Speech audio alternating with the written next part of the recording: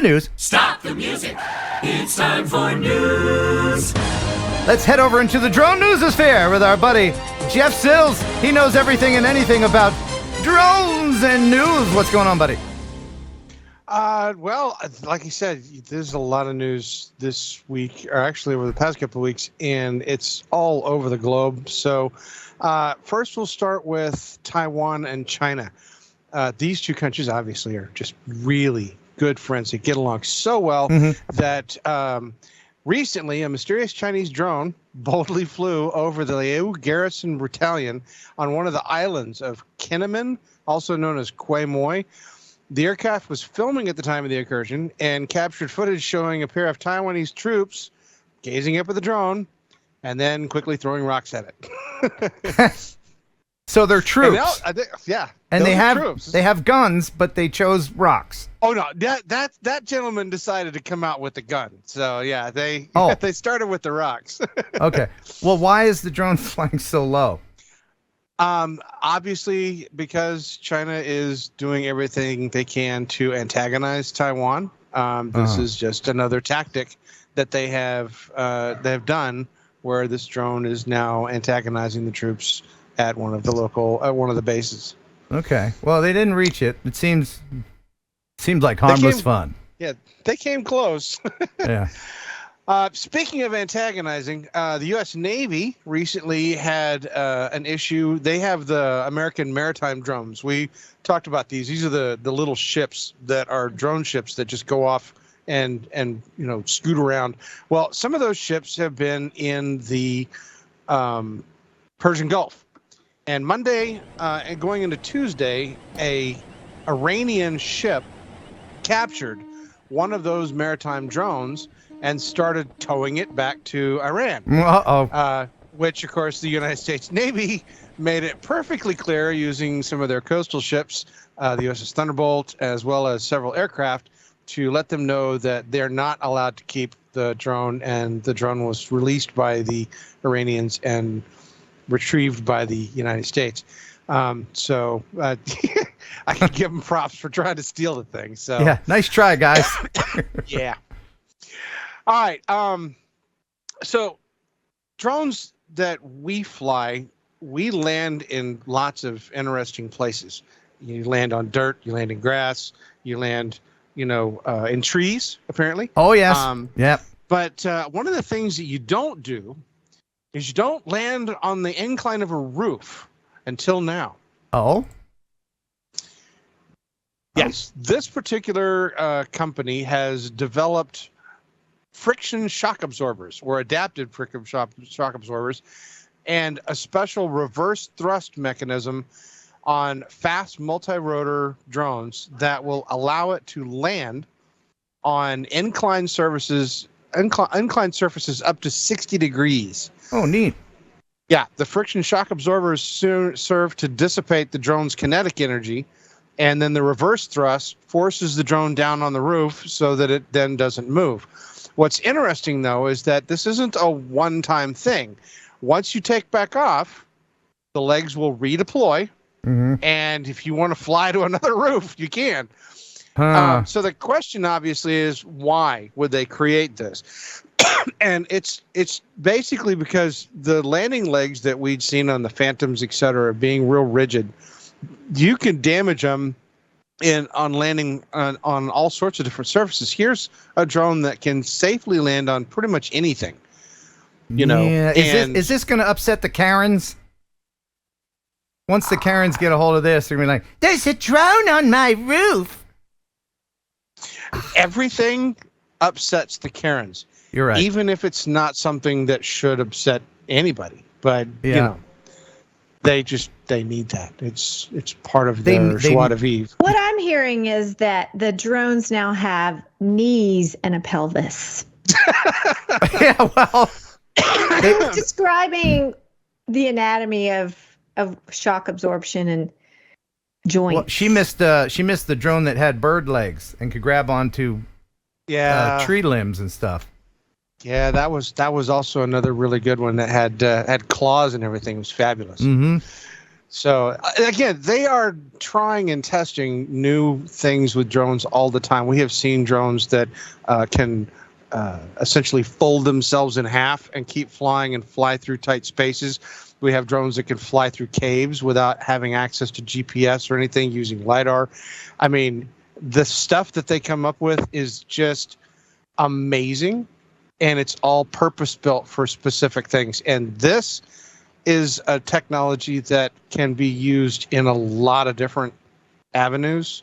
Yeah, a lot of stuff that we've talked about, like the bird legs and things, seem like some graduate students' fever dream and useless. But this looks like it has a practical use. Yeah, this does look like it has practical use. Right. So, who is they when you say the things they come up with? Oh, define they. Mm-hmm. The drone creators and but universities. Yeah, universities, institutes, they're the ones that are innovating a lot of this technology. The students at these universities, they'll come and develop these things as projects. What kind of students? What do you think they're studying? Danielle's trying to make the news 2 hours long. Engineering students, clear, man. Yeah. No, they are the same people that, like they are putting chemtrails in the sky. They are going to catch you speeding. It's just a they. Exactly. It's Who's just they? a they. Let's give proper cred where cred is due. So we're talking engineering.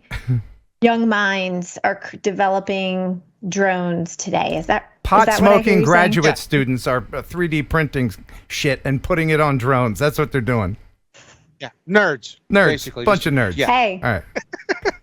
Love those nerds. All right, so music festivals are extremely popular, and of course, the most popular and most famous one is the Woodstock Festival, and they of course recreated the Woodstock Festival in 1999, and it was an absolute crap show afterwards with people leaving debris everywhere. Yeah. England and Reading recently got a chance to experience the fun and excitement of a 1999 Woodstock when their Reading Live Festival left tents and trash everywhere. Those right there are not people. That's the tents that were left behind. That's just garbage. Yeah, it's just garbage. Hold on. This is the condition. This is a peeve. This is a peeve of mine. It is. I'm being told by my producer that doesn't exist that yes, this is a tense situation.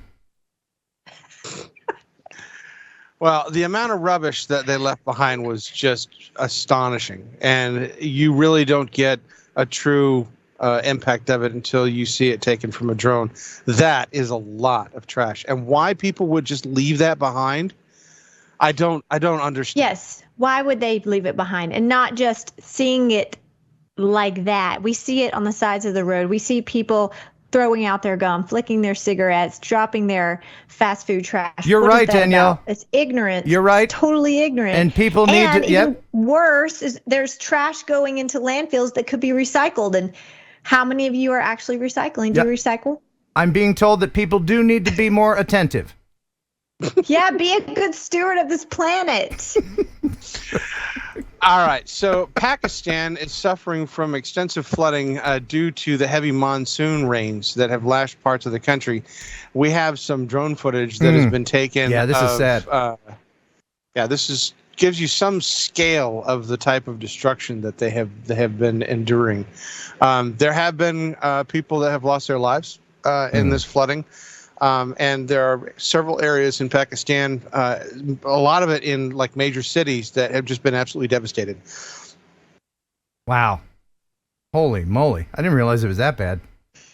Yeah, it's very extensive. I mean, the monsoon season brings a lot of rain, but for some reason there was a lot more than expected this time around, and the environment just wasn't able to absorb it all, and the flooding was extensive. Yeah, that happens here in Phoenix. Obviously not that bad. Well, not yet. Yeah, but the ground can't soak it up because... Right. It's like our bodies, too. Like, if you don't drink enough water, and then all of a sudden you try to drink a lot of water, you'll just pee a lot because your body's not used to absorbing it, Sorry, I'm going to always bring it back to healthy stuff. Healthy fun facts. What do, Jeff? Yeah. What did I do? I went from Pakistan flooding to peeing. Yes, my bucket list is done. Okay, so next we have footage out of India, which happens to be next door to Pakistan. They recently destroyed 2 Supertech twin towers, and this is the video of the demolition. Ooh, that's cool. Ah, that's so satisfying, isn't it? Yeah. Wow. Wow. Yeah, I love the cheering afterwards. Yeah. And I think, if I'm not mistaken, in the drone footage, they had some footage of the aftermath. Huh. Yes. I could see all the little apartments. I just saw a jigsaw puzzle put together of all those apartments. What? What? What are you All talking those about? apartments Did they around the legalize demolition. marijuana in Arizona? Did they? Is that what they did? And you didn't tell me. What the hell are you talking about? Listen, I was seeing the real deal of what I just looked at in a jigsaw puzzle. Those little apartments to the left with all the different colored floor balconies. Oh, that was Yeah. the design in the puzzle? Yeah. Okay. What? It's a small world after all. It's a small, small world after all. I forgot how much All you right. wear me out. So here in the United States, if you haven't seen photographs of like Lake Mead, etc., near Las Vegas, the drought is pretty serious. Yeah. China is having the same problem. They're having a record-breaking heat wave and severe drought there, but they're tackling it with drones. Of course they are. In China, they're waging war on the weather. A drought so severe, they're firing rockets into the sky to make it rain. The practice is known as cloud seeding. Drones and rockets are used to sow silver iodide into the clouds. The substance has a similar structure to ice and changes the cloud's structure to increase the chance of rain. After more than 2 months of extreme heat, it is desperately needed. Right now, we are rather sufficient in our artificial influence rocket supply. We have strengthened monitoring of the weather and carried out artificial precipitation operations accordingly to further relieve the drought and high temperature in the area. I don't know why they don't go down to Trixie's strip club, because there's a bunch of dudes in there that every Saturday they make it rain, yo! They're making it rain! Woo! Wait! Make it rain, baby! What is it? I was thinking the same thing, and I was like, God, I wish I had some cash around here so when it popped back on, I'd be like, making it rain, that's what I'm talking about. Ooh. Yep. We're too alike. That's why we got divorced. That's what it is. Jeff, look at Jeff. Yeah. You all right, buddy? I go from flooding to peeing, and now I go from strippers. rain to strippers. I am terrified to cover the rest of the news this evening. I will let you know that right now. Well, Hey, wait. Yeah. Fear of what association What? is going to come. what do you Smell that? What do you smell? It smells like dollar bills and glitter. Yeah, it does. Come on, Jeff. Let's do it for the ladies. Oh, yeah. Oh, yeah. He's got. Those are Velcro. I remember when you wore those. What? Did I have Velcro pants? Maybe. And I remember Did your I? No, Speedos. hold on. Yeah, Don't- do you remember your Speedos? Now hold on. Now don't lie to me about this stuff, because you know I had a concussion. You know I lost a couple of years of memory. You can tell me anything and I believe it. You wore those Velcro pants on the motorcycle, and in a red light once, you ripped them off, and you had your Speedos underneath. I did not and do that. Took off your shirt. And I went did out, not. I did. I didn't do that. And he had the neon light underneath the motorcycle was flickering. I didn't do. Now you're making stuff up. Like, What no the? autographs, please. What are you? I'm Ken Heron, but no autographs. What the hell? That must have been a memory I pushed down and I repressed. If that's, I didn't do. Did I do that? I did. You're messing with me now. Now you're messing with me. She's Maybe messing that with was me. Okay, she made it up. Whew. I mean, it's not far beyond the stuff that I would have done, but anyway, Jeff, your thoughts? No, I'm not. No, I'm not touching this with a 10-foot pole. Not happening. Okay, No. all right. Hey, speaking of All a right. 10-foot pole, making it rain, all right. God, yeah. Back to you. All right. Yeah. So on August 3rd at, and I'm going to mess this up, Lake Thonotasasa, a gentleman by the name of Juan Carlos Verdes thought it'd be a great idea to go swimming and decided to do some alligator wrestling at the same time. Oh. This Why drone would- footage No. captures the moment in which he was attacked by an alligator while swimming at the lake. And the alligator, chomped down on his side, and the two struggled for quite a few moments until Juan was able to break free and make it to the shore. He was severely injured, but he is going to survive. What? He fought the alligator by sticking his hand down the alligator's mouth. Why I would hope I you? never have to use that knowledge, but Why would you? knows? Why would you do that? Why would you go into the alligator's environment? That's the thing. This that's their boat dock. That's a place Well, they the alligator swim. should have known that. The alligator's like, well, the that's alligator was not supposed Carlos' to be there boat dock. I'm not going to go there. That belongs to Carlos. We're not. Hey, fellow alligators, that's Carlos' place. Don't go over there, maybe buddy. they didn't know there was an alligator in there, Ken. We're not aware. But I'm glad to hear that Juan was going to recover, and it's good to know that he was able to survive this. Hey, what's the difference between an alligator and a crocodile? Oh God.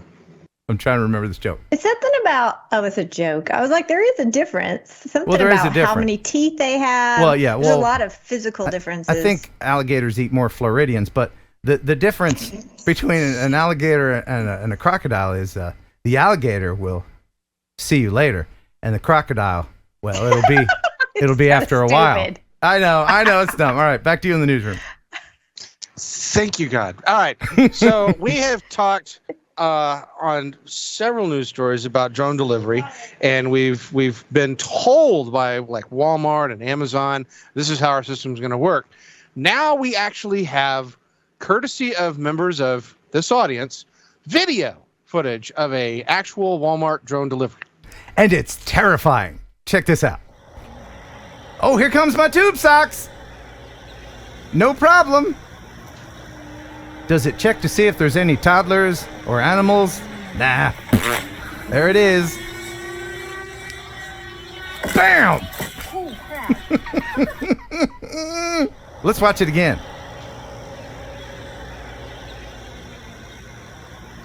Yeah, this will be a regular thing. Oh no, that could have hurt someone. Yeah. Right? Hey, here's your anvil. Here's the anvil you ordered. Holy moly. I'll say it again. That's never going to happen until all the lawyers die. Are all the lawyers dead? I'm being told Yeah, that no. could have killed that puppy dog. Yeah, it could have hurt the dog. It could have. A child, even worse. And are the drones going to replace An the adult. divots that are created in your lawn? I don't think so. I'm just curious how well that Apple iPhone's going to work after it gets dropped like that. Yeah, right. So that's just me. All right. So recently, in the Netherlands, a group of gentlemen were inspecting critical infrastructure, and a person who happened to be on vacation apparently didn't like that idea. This gentleman decided that the best option for him was to take his rifle and shoot at a $13,000 DJI M300 RTK. He fired at it multiple times. And the crew didn't notice initially that something was wrong until it landed. And then when it landed, they started seeing the damage on the drone, where it essentially grazed the drone. Didn't actually pierce it. But obviously, if he did hit the battery, or if the drone crashed, the lithium batteries cook off, it can cause a fire. Amazon most famously had one of their drones crash. It caused a forest fire. So this was an exceptionally stupid thing to do. I don't know why people like this think it's okay to do that. They must group all drones into a toy category. I'm trying to think. When I go on vacation, I usually don't take my rifle with me to like the Netherlands. So that was the other thing that's kind of interesting to me about this is that here's a guy on vacation and he just happens to have his rifle with him. It's like, I don't get it. Well, So just don't shoot at drones. Maybe he was there for a hunting trip in addition to. well, Yeah, maybe he thought the drone was a quail. Yeah, there's some people that are saying that the rifle that he had was an air rifle, which potentially could also be one of the reasons why he had it. So, nah, it's not an air. That's not an air. You could tell so many stories. With Well, this. I mean, it could be an air rifle. Yeah, the barrel is bent, so that's Yeah. It could be. Could have yeah, been his it could- friends who he it was could be. staying with. you never What? know. So, What are you talking of course, if he happened in the United States, the FAA looks frowns very big on shooting at drones because it's shooting at aircraft, and that's a federal crime. Yeah, that's So- no good. All right, so But Ohio. Yeah, go ahead. Okay, so the Ohio Department of Transportation and the FAA have teamed up to create a new technology that will detect and assist drones to avoid colliding with other low-flying aircraft, such as medical helicopters, crop dusters, etc. And it's amazing that this uncrewed traffic management system, which features ground-based radar locations across central Ohio, will help drone operators be able to request clearance, to get permission to use specific airspace, to be notified of aircraft in their area so that they can avoid any manned aircraft. Yeah. But what's really interesting about this is that it primarily focuses on the commercial pilots. Uh-huh. What I don't see in the article is anything about the rest of us, Uh-huh. Hey, which is one of the things that obviously this is designed to do is to, again, promote commercial drone flight. And look, us. I've known Danielle for a long time. Okay? All right. Now, don't say anything, Danielle, but I'm guessing that you didn't hear anything after crop dusting.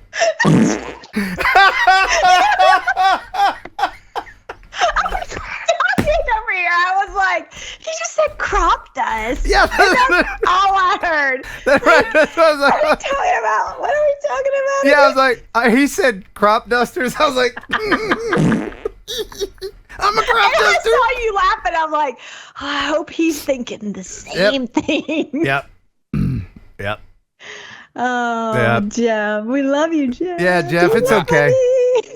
It's all right, Yeah, bud. yeah. What? Next time she's a guest, Yeah. just I'll send a video. Oh, yeah, you're so funny. He works so hard on the news. Yeah. That was Remember when we did it, you and I, Ken, without Jeff? It was oh, it was horrible. terrible. It was awful. It was terrible. We need you, Jeff. All right, Yeah, please. we need your role is very important. Yes. Please continue.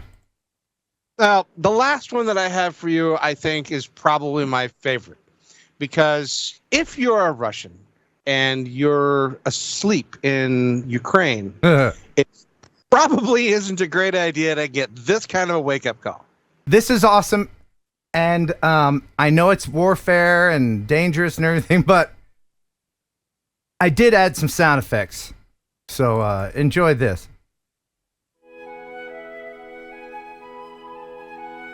So he's just sleeping. Wakey, wakey, eggs and bakey. Oh. What is So happening? so that was a drone, Danielle, that dropped a bomb on the Russian guy. It was a Ukrainian drone. So That's was awful. were they trying to just scare him?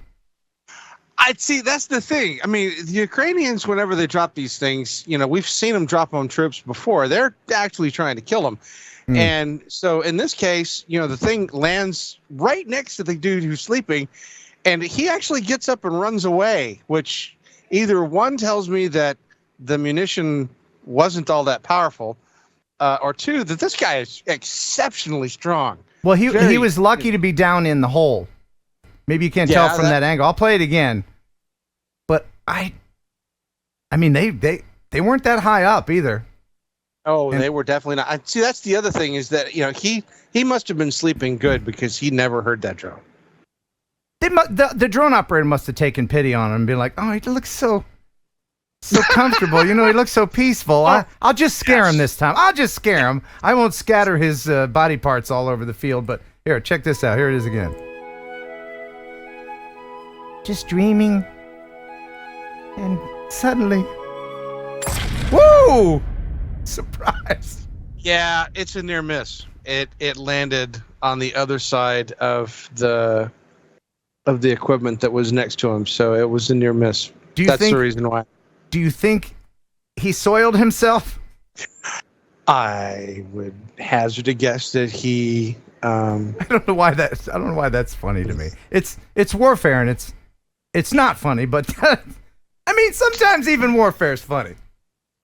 But he lived. That was ridiculous. Yeah, that was a surprising result, but I thought it was a great way to be woken up in the Ukraine. Yeah. Well, Jeff, thank you so much for your hard work, and we're sorry to derail your news so badly. Flooding and peeing. And I forget the other one. And crop dusting and making it red. Woo! Come on, baby! Send those super chats. All right, Jeff. Thanks, buddy. We'll see you later. Thanks for stopping by. Now get out. We should probably mention RemotePilot101.com. Isn't it a great place? Great place. It is a great place. Tell us about your place, Jason. So, Remote Pilot 101, no one has prepared more Part 107 pilots than us. And you'll be pleased, those of you who are current customers now, you're going to be experiencing version 3 and a brand new learning management system in about 2 weeks. So the best just keeps on getting better. RemotePilot101.com. Use promo code Heron18, which, by the way, Ken, I can't brag on you enough. When we search promo codes, you know me, I'm all about our marketing and everything else. Heron18 is the most used promo code. Your people listen to you, Ken. Yay! Thank you, people. I appreciate that. And you've been very busy updating the lessons too, because there's not every video has gotten a facelift. There's 76 videos in there. Every single one has gotten a facelift. The course has gone from 9 hours to almost 12 hours now. There's just so much new content. We're always trying to innovate, push new content. Now with all the recurrent tests changing so much, we're like, wow, we just launched our new course. We need to fix it now. So we're back to that. I was just reviewing some of the stuff our writers sent over earlier for some of the content, and there's some more great stuff coming out here soon as well. And you take actual questions that test takers give you and kind of incorporate those in the quizzes too, right? So they're actual FAA questions. We have a ton of data on that, no doubt. So yeah, and I always share. You know this, Ken. I call them the boot camps at the end, where I share. This is a question you're going to see on your knowledge test. Let's not memorize it. Let's understand the why behind it. But just to prepare them for the knowledge test. You know this, though, Ken. I want you to be safe in the real world. My mission isn't just to pass a test. I want you safe when you're out there flying FPV, whatever it is, so you can be a light and be a mentor to everybody else that's out there wondering about what this new drone space is. Even though it's not that new, but to many it is so new. We have to be ambassadors to that. You're a shining star, Jason. A shining star. Awesome.